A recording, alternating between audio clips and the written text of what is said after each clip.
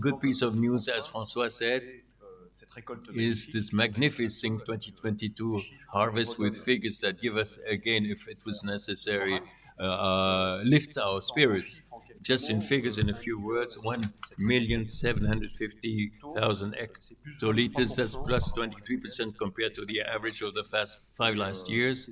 And it's more than 75% compared to 2021. 2021 was a harvest that was historically very low. 2018, not long ago, was historically significant. It gives you an idea about the changes that we have now with the climate change. And we need to adjust to such a situation so that this volume of 2022 is lifting our spirits again. The bottles will start to be in the market during 2023 for the first ones, the appellation régionale. It's mainly from the end of 2023 and 2024 that we'll see the full effects. And I believe that we need such one after the other harvest really to catch up with the small harvests we've been having in the past few years. So a few words now about the markets. The trends that we saw during the last press conference several weeks ago are being borne out. First of all, the releases from estates are made up both of what we call transactions, that is the sales between the wine growers and the trades, and on the other hand, the releases in bottles by the estates themselves.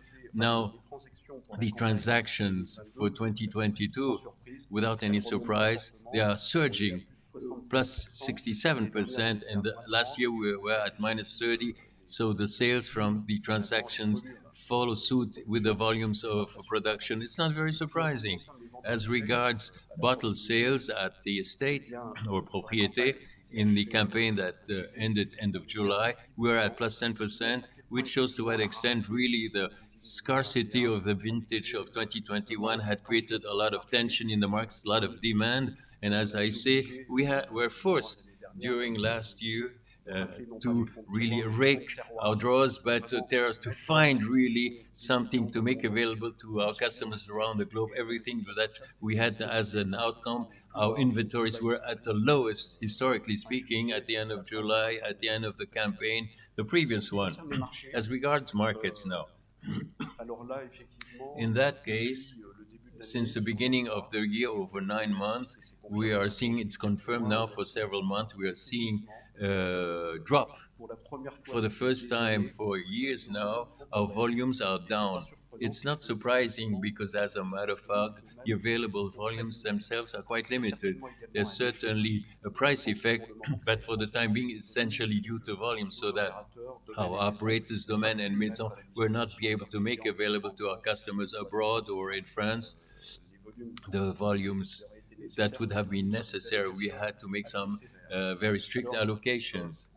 Now, as regards, for example, the large retailers in France there, unfortunately, this is in line with the general trend. In France, there's some lower consumption of wine. It's due to different reasons. First of all, the age pyramid, the young generations consume less wine than the previous generations.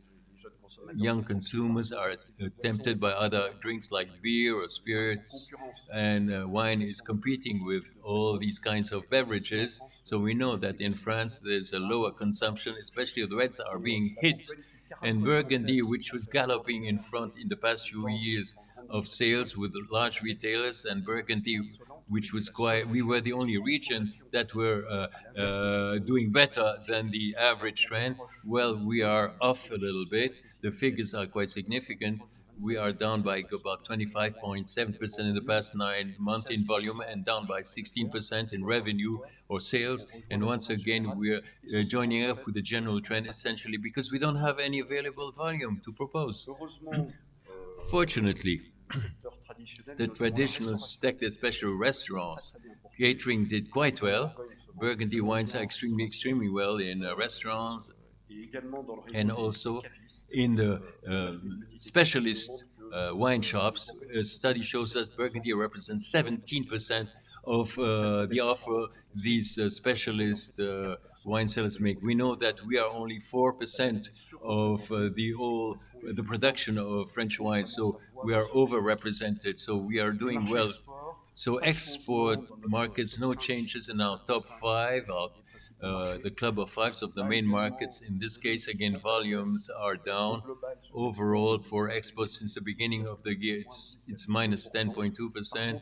However, the sales, the valuation continues to rising. We are plus 12%, which shows some disconnect between our volumes and our sales. So as a matter of fact, prices remain quite high and will continue to progress following the scarcity of the latest vintages, and all our main export markets like the United States, Canada, the UK, Japan, and Belgium, the top five ones, are on the same trend of lower volumes and an increase again in terms of sales and revenues.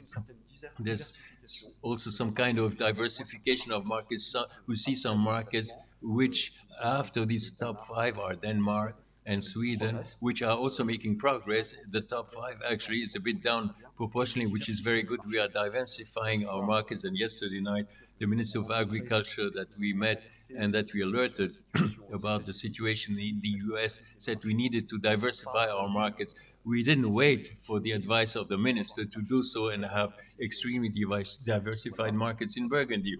I'm available for you if you have any questions, whether now or later on in private afterwards. Thank you very much.